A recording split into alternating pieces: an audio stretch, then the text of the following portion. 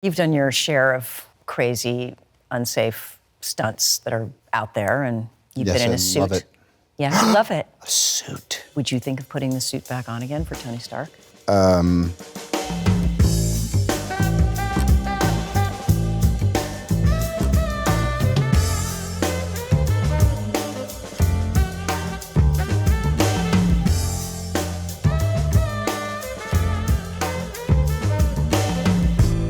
Hi, I'm Dan Daddario, and this is Actors on Actors for PBS. No expletives. Stay tuned. Hi, Robert. It's Jodie. Jodie Foster. Yes. Robert Downey Jr. Yes. We know each other pretty well. We do. We've worked together. Yes. We worked together many years ago. Yes. I was directing a movie, Home for the Holidays. You played Tommy, the bad brother. I was a bad brother, wasn't I? I think he was pretty Loved sweet. you. He was sweet. Did we meet before that? We'd probably seen each other around the clubhouse. I don't think so. I don't think we ever met before. Okay. I'm not sure we ever met before. If we did, it wasn't memorable to you. Obviously Clearly. not. Huh. Obviously it just went... I get my first question for you. When Dylan McDermott and I Okay. were misbehaving during the rehearsal process, Okay. and you got Did I get mad? You got momentarily irate because we were so out of control that it was louder than the rehearsal itself around the corner by the little craft service table. Okay. Do you remember putting us in check? No, I don't. But I'm sure I probably did. I was used to working with children, so I was, that's something I do well. Right. I'm a little like, sit there and don't move. Everybody says, sometimes they say, oh, you're really good at directing children. I'm like, I say to them, if you move, I'm gonna step on your foot really hard. And see, this is the part of the trouble and the great opportunity when you start so young. Yes. Is we are preconditioned to take direction, not necessarily do as we're told, but yeah, we take direction. Yeah, I think it's a gift having started young. What do you think? I think, well, sure. And abusive. I love the abuse part. Yes. Rolled up into one. I remember what a singular experience I had with you just as a director.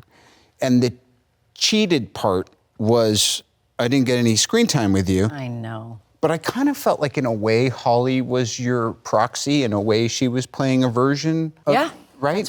That's right. And I felt like I was part of the family. And in those days, I don't know, we came about in the days before they had video assist. So if people don't know, there are video cameras that are attached to the movie camera. And that means the director very often is sitting in a chair somewhere, who knows where they are, with the producers in a whole nother place, and nobody's ever actually there with you. But because I'm an actor, I can't do that. I can't not be there. When you grew up in an era, too, where you worked with so many of the great directors, and that's how they did it, so that's kind of what your example was. Yeah, and I think I felt as an actor, I felt kind of insulted that they didn't want to be in the same room with me in the beginning. Then I got used to it.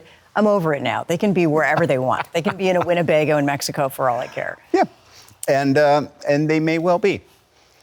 My recollections, and Home for the Holidays, by the way, has become one of these films. Yeah, that everybody watches it at Thanksgiving, and I wonder if at the time anyone could have known, maybe you had a sense, that this kind of dysfunctional family, but it's a story with a lot of heart and some, I think, great messaging in it, that it would be something that, like, so many folks would relate to. Well, I think that, I don't know if you felt about this, but I was almost 30 at the time. I think I was probably 30, maybe a little, I was almost 30. And I had ambivalent feelings about Thanksgiving. I remember Thanksgivings as feeling kind of sick to myself because I was, I'd eaten too much, but also it was just a little too intimate. I was stuck in a room with a bunch of people that I hadn't chosen to be there. We were just born together. And so there we were, very often there's terrible racist things that pop up and there's nowhere to go. You just got to sit there and just endure it. And knowing that these are the people that made you, this is part of your structure, it's part of your DNA, and somehow you love them, but you also can't stand being in the same room with them. There it is. It got all that across. I just remember at one point, I think I flicked the whole turkey. Yes, you did. Yeah, and it hits the only truly miserable person in the whole piece. Yes, and we had to inject the whole cavity of the turkey with as much juice as we could possibly get in there so that when it fell on her, it was just like an avalanche of disgustingness. It was one of my favorite scenes I've ever done, and I think it timed out perfect. It was perfect. All perfect because of you. And you brought so much to the table, too. As you know, you have a big mouth, which is wonderful for us, and a crazy mind that's able to... that loves the freedom of it, loves the freedom of being in the moment and coming up with things and letting things transpire and happen, which is not who I am or was, but who I wish to be, somebody that's free like you. I see you since that period way back in the day. I feel like you're, even just doing the photo shoot with you today, I felt like she's cutting it up, like we're having a good time. Yes. And I also remember, too, one of the greatest notes, and I refer to it and quote you to this day, that the worst thing you can do as a director is exhaust your players unnecessarily. And I'm sure both of us have been in those circumstances, right? Where you've had, 100 takes and you don't even know why you're redoing them, or... Yes, you cease to be able to even wonder, why did anyone ever hire me for anything if I don't know how to open a drawer? Right. Right. And those are always the ones that it's the 100 takes. It's always the one where you're opening a doorknob or you're opening a drawer and they're just like, not quite right, one more time. By the way, back to Dylan McDermott. Yes. I was pretty out of my mind the whole time we were shooting, but I remember it feeling like one of the most relaxed performances in the history of cinema. Yeah. And Dylan McDermott was completely had his act together. Yes. And there was this day that we were shooting and he was opening a door and for some reason or another it wound up being like 6 or 8 takes. And he's a great actor. Right? I love him. I love watching him. Not good with doors. There it is. And then I had a scene right after that was like really complex and probably needed 2 or 3 takes, and we did it once or twice. We were like, this is great, let's get it. I think was he a little jealous? No. No, okay. But it's a very intimate thing to make movies with people, I think. I think you learn about them, you learn about, especially the directors, you really learn about their messed up psychology and their problems with their mommies. Yes. And because a director is the person who grounds the set and makes a decision about what the tone of the feeling of the shoot is.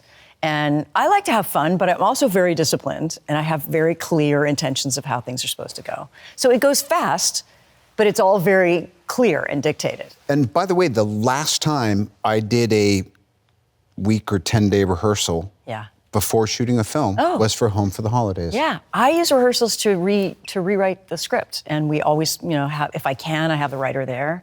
It allows the actors to sort of really participate in what are the cuts are, which is the most important thing. What are we cutting out? Not so much what we're putting in, but what we're cutting out. And you brought so much to the table with that. I mean, I think you actually kind of shifted the whole angle of the movie just by the rehearsals. When I wasn't out of your mind. Heckling from all I remember is we were thinking of something that was so funny and we were laughing so loud. You just poked it around the corner and was like, guys, please. Be quiet, sit down. It wasn't even like stop doing it. It was like, just don't do it louder than the actual thing we're here doing. Right. Well, what I decided, the only thing that I was thinking about when I was thinking about that I was going to meet up with you, is I was thinking that we started in the same place as children, right? We started as child actors. Yes. But we have personality opposite trajectories.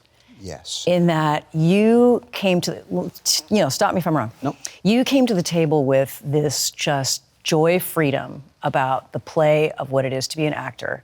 And you didn't have the discipline part necessarily down. No. For a number of years. Yep. Then increasingly over time, in your martial artist way, because you do martial arts, you've become this extraordinarily disciplined person that still has the fun and the joy and all of that, but you've become an extraordinarily disciplined person. You wrote me a letter once, and in it you talked about Chaplin and his precision. And that was going to be required. And I thought, she's more of an intellectual type. I don't know why this is very odd. And it turns out it was one of the most prophetic things. You've impacted me so greatly. Well, it's something that you learn, I think, as you get older. And weirdly for me, I feel like I started out as such a good girl. And I started out as like, you just do what people say and you just follow this path, and these are the goals that I have, and these are the things that I want to do. And I really realized as I got older that as helpful as that was for my career, it was kind of unfree. And I was carrying around just a lot of lack of freedom. And it really hasn't been since when I got older, I learned how to be freer instead of just so disciplined. Well, it's apparent. And in Night Country, there's so much precision, and yet I saw you give yourself the freedom to play a character that I see She's terrible. Of you. I don't even know if she's terrible. I know that somebody had to be like that in that town, yeah, or this case would have wound up staying buried forever. Should never have touched this case. Hey, what are you doing? Nothing. And I also can draw a parallel between Silence of the Lambs with Clarice to here in Danvers, where it's almost like this journey through the kind of, the scared ingenue trying to, with all this bad things and the bad guy and what they're doing to the poor girls and all this. And now in this iteration, lo, these many years later, I think because things have changed, I think because you chose to co-lead this project with Ms. Lopez and all that, and it's just bananas to me. And then the same thing I can say between the first season of True Detective onto this season. So I see these two double helix kind of circles. Well, the world is, hopefully we're growing and changing in the right direction. We're getting better instead of worse and becoming more conscious. That's what I hope anyways, and that's what you hope with movies, is that you're part of creating an atmosphere where people can challenge themselves and can look at themselves and look at the voices of all the people that are talking. And, very often now when I'm in my 50s and 60s, I ask myself the question of like, why are you talking? Why is that guy talking? Why are you talking? And for our film, our show, True Detective, and I think this is also true with The Sympathizer, which I loved, it's really important to reframe and recenter who does the talking and who tells the story, and especially, in the Native population. So that was important for us, for our show. But when we think about Vietnam, for example, and your show, The Sympathizer, really deals with that time. And I was around then. You weren't quite around then, but I was around then. It was the event that most affected my formative years. Right, the Vietnam War. That was I was on the table at every dinner that we had as kids, and it was on the bumper stickers, and it was out there, and it was I was a young person, but there was that conflict between figuring out, should you be on the side of your country, and were we on the right side, and would we regret this, and what would history say down the line?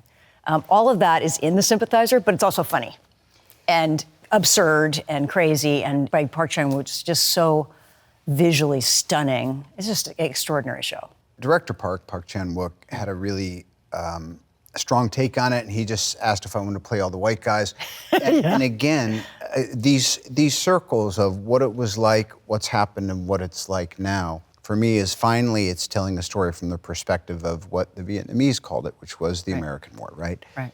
And also, I remember like my dad is, yelling at the black and white TV, and they're all corrupt, and and their guys are playing poker. But I felt conflicted. Wait a minute, am I supposed to be proud of my country because I'm doing the pledge, Pledge of Allegiance, or am I supposed to pick up what my folks and all his peers are putting down? Vietnam, Mo Nam. Vietnam, Mo Nam. Vietnam, Mo Nam. Communism never wins. Capitalism will triumph. Vietnam, Mo Nam.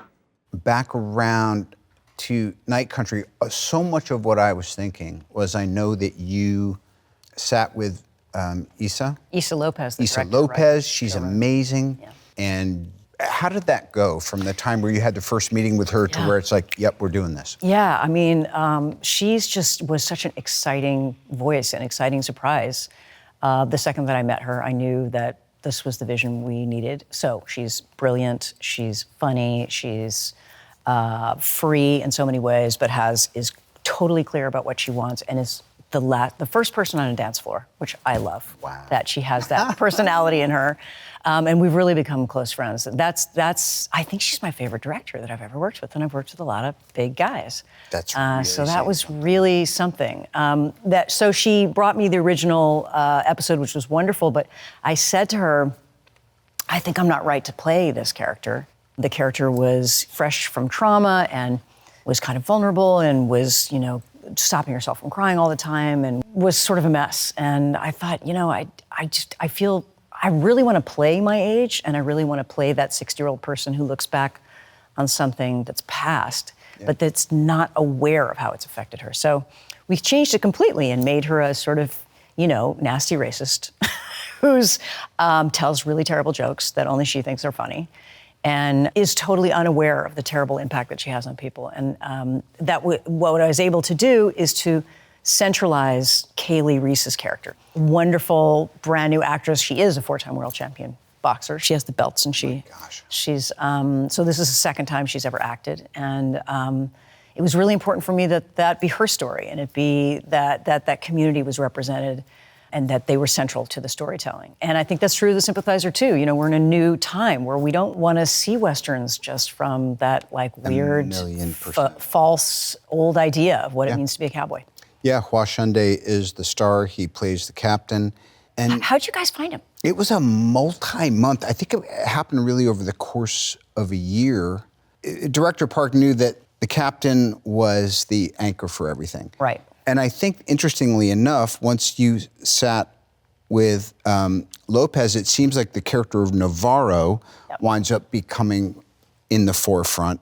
But the nice thing is, you're certainly not a supporting actor, but what you're doing is saying this needs to happen in the context of that, and it gives you more freedom in a way. Yeah. And you'd already made that big reach, saying, hey, let's have this character be something that's going to be more of a challenge to understand, and empathize with, and shift the empathy over here. But you do win us back. I don't know why. There's something about Danvers where when you're punishing the people around you and you're such a taskmaster, and I know that it's all because of a lot of things, but Holden. And I'm watching that whole thing, and I was so rapt, because I know you. So I know that in whatever, you're like my wife, Susan, whatever this Sudoku chart of, I'm not going to overcomplicate it, but it really is, when this comes up, that's the no siree, do not pass go, do not collect $200 thing. And I just found it so subtle, because I kept checking for what is it? And then I finally got it, and it informed all the episodes and everything that had happened before. Holden. Shut up. He's out there, Liz. And he said that. Shut the fuck up! You can expand on a character over a long period of time. You can expand on a story so it has, you can think about different voices in a story. I was thinking of Killers of the Flower Moon. Yeah. Extraordinary movie, and 3.5 hours long. And I thought, I wonder why they didn't do it 6.5 hours or 8 hours long, and be able to explore all these other people and give them, in some ways, another perspective. So that is the great thing about limited series, is that you don't have to have the rules of a beginning, a middle, and an end. You still can have that novelistic idea of going off into tangents and then tying them all together. Yes. And the flip side is that the beginning, middle, and end is a much longer schedule. Yes, it is. But I know that folks like you, you have a very high capacity for taking pains once you've committed to something. And then I was just looking at the elements, this mystical world of Ennis. And the crazy thing is, I just kept hearing, Jodie loves it. She's having a great time. Loves the director, loves her cast. Loves being in Iceland. Loved Reykjavik, Iceland, yeah. I had a great apartment. There's live music everywhere. The food is delicious. They have these really good things, which you would appreciate. As part of their culture, they have hot water that comes up from the earth because of where they are, thermal and geothermal stuff. So they have little baths everywhere. They have little public, everybody goes. So instead of going to a pub, you go to the baths, and there's kids, and there's old people, and there's all your neighbors. Oh, wow. And you have a soak, and whether it's 20 degrees below zero or whether it's warm out, and then there's the cold plunge, and there's all these little things, and people do that a couple times a week or 3 times a week. But did you ever experience a comfortable moment during the entirety of that shoot, practically? Yeah, we did. There were 58 nights outside in sub-zero temperatures is tough. You have the clothes on and all of that. Sure. You have the little hot pads and all that stuff. Even in your hat, I had little hot pads on my hat. However, you still have to breathe. Exactly. Which is a problem.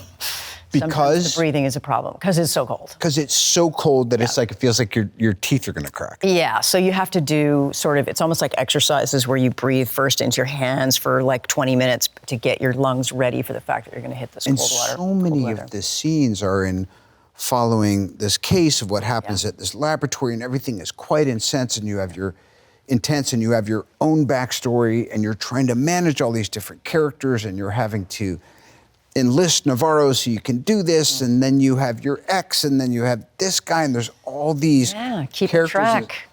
So I was always thinking, like, it looks like it's truly freezing. Yeah. It looks like this was a 4-page scene where you have to be in a car, then get out of a car, and then go in somewhere, and then do all this stuff. And then I really also love the whole thing that takes place at is it a hockey rink? The ice skating rink? Yeah, a hockey rink, which is, a big part of Alaskan culture, right? Everybody loves going to hockey rinks. And that was a legit place too. Oh, yeah. Obviously. Yeah. And Iceland, they do too. Alaska and Iceland, there are some similarities and then some that are not similar at all. So obviously the weather is very similar, and we chose on the same latitude in terms of the globe to find some place. But, in Iceland, they're very European. So they go to Europe all the time. They speak a bunch of languages.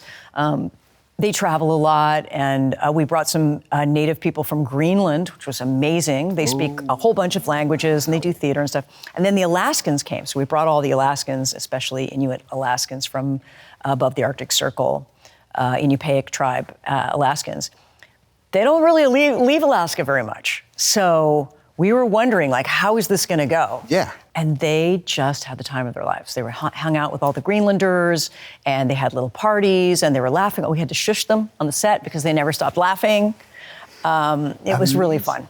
And I read, too, that they were bringing a lot of that, hey, there should be this, part of the community is the eating and the stuff. And I thought that really that the scenes where all the women are kind of gathering around these very toxified birthing centers and all that stuff.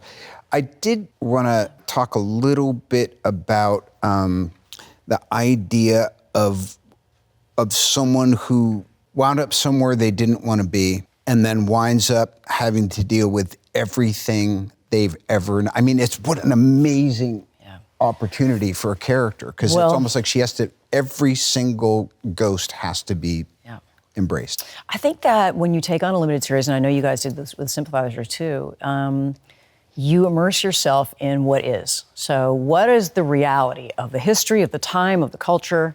And if you do it right, that informs everything that you're doing. So that's where all the answers are. And I think with Issa, when she knew she was going to do True Detective, the only thing she knew was that she wanted it to be in the Arctic, because she'd read all about it. But the second that she started doing the research, then all the pieces kind of came together, because 80% of people above the Arctic Circle, 85% are Native people. So you get the history and the spiritual world and their traditions and their grandparents and decades, hundreds of years of trauma that exist in every single choice that they make. And that's what's great about limited series, is that you identify a place or you identify a story where it takes place, and then suddenly all those pieces kind of inform it. And I felt like, that's I'm going to go back to the Sympathizer. What's so great about it is that you have Vietnam, but in the Vietnamese perspective of what was happening during the war and just after the war. But you also have all of us growing up in Los Angeles and growing up in the West, here in communities of first-generation Asian people that are becoming, migrants, and what it means to kind of be an American that looks different from what your idea of an American is, but couldn't be more American. All of that stuff, I felt the complexity of that was just so well observed. And Park Chan-wook, who doesn't come from America. No. So, interestingly enough, he had said that Vietnam was, Korea is still divided. So he said that he's never felt that there's ever been a story that he could relate to more and still feels the after effects of. He actually said this recently, and I had never really heard it before. And the producer, my missus, our pal Susan, was like, yeah, he said it in like the first few days. I was like, hey, I didn't sorry, hear wasn't it. listening. Director Park, that's what you call him. Yes, that is the typical kind of formal title. When he said this and I signed up, I literally was thinking about having just come off Oppenheimer. I was like, I really feel like I just want to play. Yeah. So it's almost like I was going back to a home for the holidays writ large thing where I wanted them to be a little bit two-dimensional. You say them, you mean the 4 characters? Yes, correct. Okay. And did you guys come up with those 4 characters together? We went and looked at a bunch of clay heads that that one of the effects houses, Vincent Van Dyke, and he literally carved all these versions of my head and added pieces on, and then director Park and I and other folks went in and would just move things around and all that, and then it started to take shape. And then, of course, comes the hard, cold reality of now you get those early calls, and I call it glue gun Gary Glenn Ross, where you're just slathered in, toxic substance all morning, and then you have to go perform. So I knew that if I didn't keep it light and wasn't having fun, that I'd be miserable.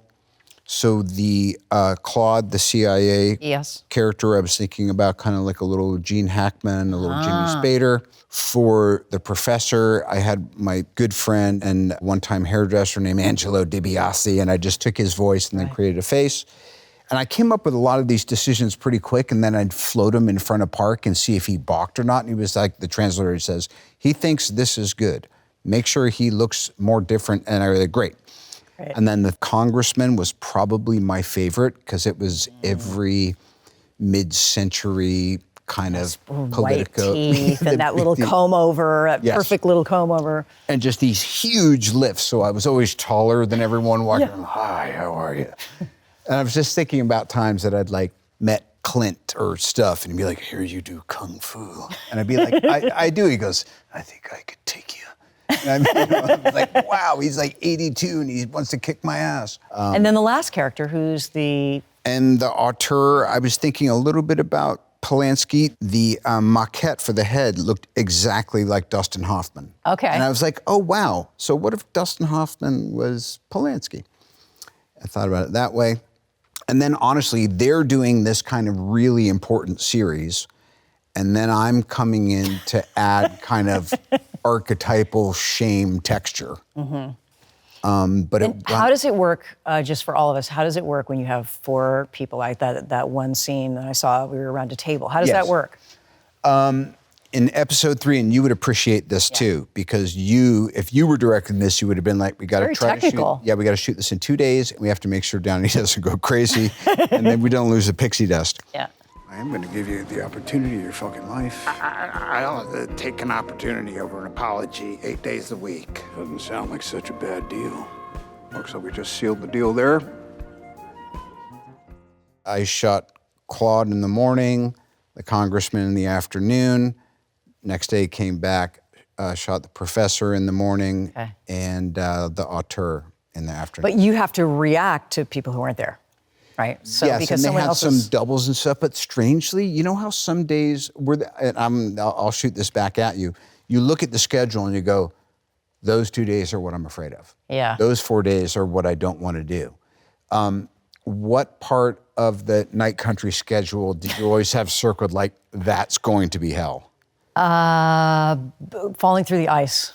Yeah. Had to be. The ice. Yeah, because I kept saying, how are we going to do Falling Through the Ice? And they'd be like, we'll see, because it's at the end. We'll see. Yeah, but falling through the ice, how are we going to do that, right? Because we're not really falling through the ice, right? Because you want to be game. You want to show that you're doing, of course, they're not going to. Yeah, so we shot that on a big tank, and it was, stupidly, first of all, I wear contact lenses because I'm completely blind. And even with contact lenses, I don't see particularly well. I can't read or anything with contact lenses. So I'm totally blind. I'm wearing 500 tons of fleece and all that other stuff. This is my waking nightmare. Yeah, and it's a tank, but it's entirely dark. It feels like it was like 200 feet. Maybe it was 150 feet down.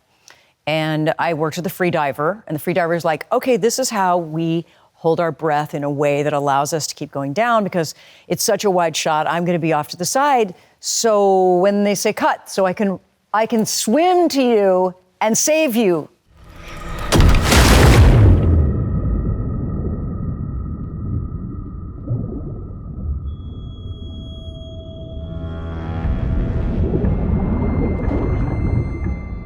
They weighted every jacket that I had with weights, so I couldn't get to the surface. And I had big boots on that were all weighted. I couldn't get to the surface. So I'd have to be like, oh! And then he would come and he'd have to swim for a while in order to get to me and bring me to the surface. So really, it's just the first time was bad, because the first time, they teach you all the things about the free diving. And it all goes up. I think you forget. You totally forget, and you're like, ugh. Yeah, well, I love it when someone says, as a free diver, I go, there's no free divers here on camera. Yeah, and the thing that I hadn't anticipated was, because I couldn't see the camera, I couldn't see anything in front of me, and it was black, dark. I also couldn't see because there was ice. So there was only a little hole that I could get through where there was air, but I couldn't see where the hole was. Anyways, the whole thing was... No, not... It was actually my worst nightmare.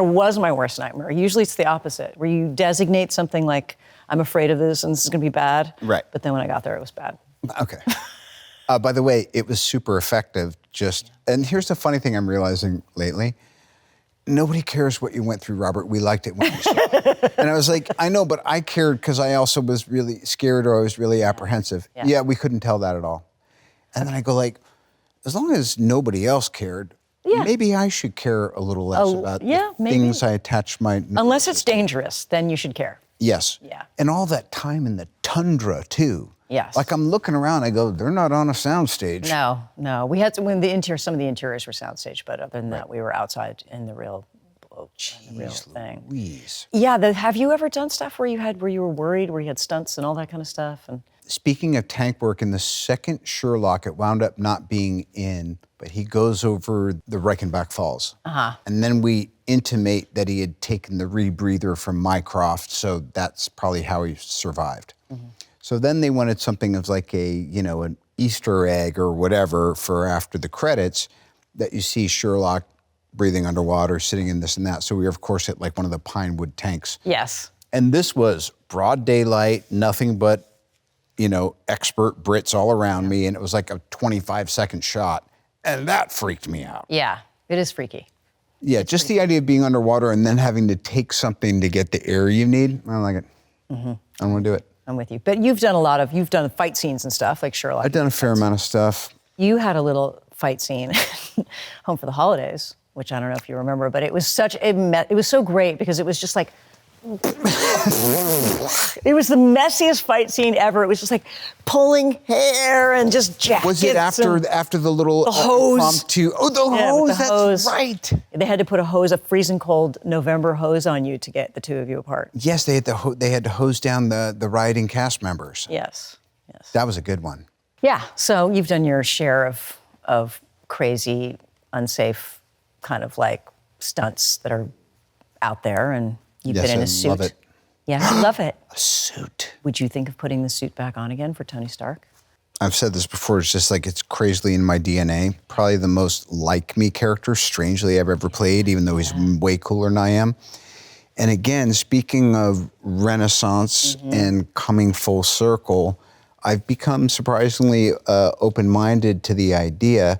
And I was going to throw the same thing, not saying, will you come back and, and reprise a role, but it does feel like we've had these interesting tracks, between Naiad and this, and now having a sense of what you're going to do next. And for me, starting with the senior doc and then doing Oppenheimer and then Sympathizer, and now knowing what I'm going to do next, it really is crazy because, we look pretty good. I was actually really looking at the stills we were taking, making sure, like, do we still look kind of okay? Like, we look pretty good. You know what? It is what it is. It's not like I don't remember what it was to be young. I remember what it was to be young. I can see it all the time. It's in pictures. I don't need to, like, shoot up my face so that somehow I can compete with the person that I used to be. Like, that's not what I want to do. But there is something amazing about being older and coming back and being able to do it differently, right? And not having to compete with a whole idea that you had of what success looked like, and being able to say, this is how I feel like doing it. I mean, the doc that you did, Senior, is so great. I loved it. It was so revealing and I don't know if they'll get a chance to see it, but telling the story that you told of your family, it would be really easy for you to be filled with resentment and to lead with that in terms of the documentary, sort of righting wrongs or saying, like, here's a tough patch. This is all tough stuff for me. But instead, it just all came from love. Not only was it big of you in some ways, but it showed how mature you've become spiritually mature, I think. Well, you knew me when. Yeah, I knew you when. I'm just struck today, 'Kay. because I love you and I revere you, as does everybody. You are truly an iconic individual. And yet, one of the best things you've ever behaviorally modeled to me is your life is small, everything is normal, you don't get caught up in diddly squat. And that's another thing that I've absorbed over the years, and it has made it easier. It's made it easier to let go of what it was like to be in my 30s or 40s, or now, in my latest of 50s, and you just start going, as long as we can stay relevant enough to keep providing some version of this service, it's like, yeah. Yeah, and what that service is for me is changing. I think in the old days I had this idea of like, I want to make stories that are about my character. And it's just about me. Everything's, I don't need a father, kill him. I don't need a boyfriend, kill him. All I wanted to do was talk about me. And it's interesting, like my life has totally shifted. And I'm so much more interested in figuring out how I can support other people and how I can help other stories being told that aren't mine because mine have been told already. And even more importantly, delivering the wisdom that I have. My big wisdom that I bring to set, are you ready? Is everybody else is like worried. And I'm just like, it'll be fine. It'll be fine. I'm gonna take a nap. It'll be fine. Well, hosting There's something about that. Big time. Hosting it when you can, making it look easy. Lest I forget, Okay. True Detective, Night Country, what you did with Danvers and the arc of this character in this whole season, it was just such an elevated performance, and you really sustained it over hours and hours and hours and hours, and you really landed it, and you made so much space for everyone around you. But I think it was just such a sophisticated execution of rendering this character. Thank you. For Well, real. it's a pleasure. The pleasure of it all now, as I get older, and I don't know how you feel this way. I don't know how you feel about Buddhism, for example. I don't mind it. But I'm like, pretty much every answer I have, like, what should I have for dinner today? It's just like, Buddhism. What should I have? What tastes good? What is good? Buddhism. Like, somehow it answers every question that I've ever had, and I'm not even a Buddhist. But it really, something clicked in when I turned 60. I think it was like a hormone that got released in my body. And some of it is like, I don't really care anymore. Some of it is that I'm not invested in some idea of myself. Like, I finally feel that I'm gonna be okay. I don't have to worry. I'm not gonna be in a gutter somewhere, or I finally feel like, oh, I'm okay. And now feeling like I'm okay, now I don't have to give it whatever. Just say it. Give it whatever about all the anxiety that I had.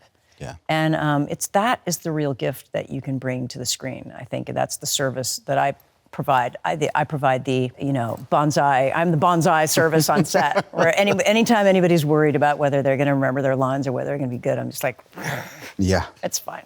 I did notice that a lot too, particularly because I was in an odd state of playing all these pretty extreme characters, and I just remember thinking, you know what? They are going to edit these scenes. Yeah. And eventually they're going to have to edit it so that I don't ruin every scene I'm in. Right. And I actually know, like, I did pretty good in that scene, and I think there's going to be music, and I think they're also going to cut away to a master. And I just had to soothe myself saying, don't trip on it, because I think.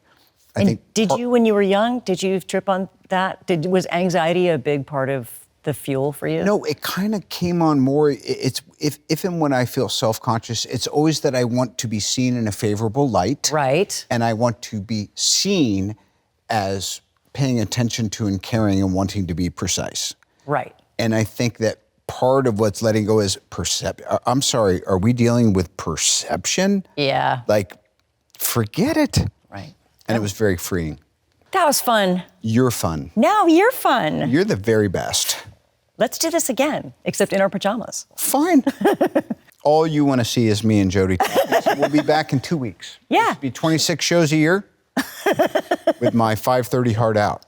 Fuck you. That was great.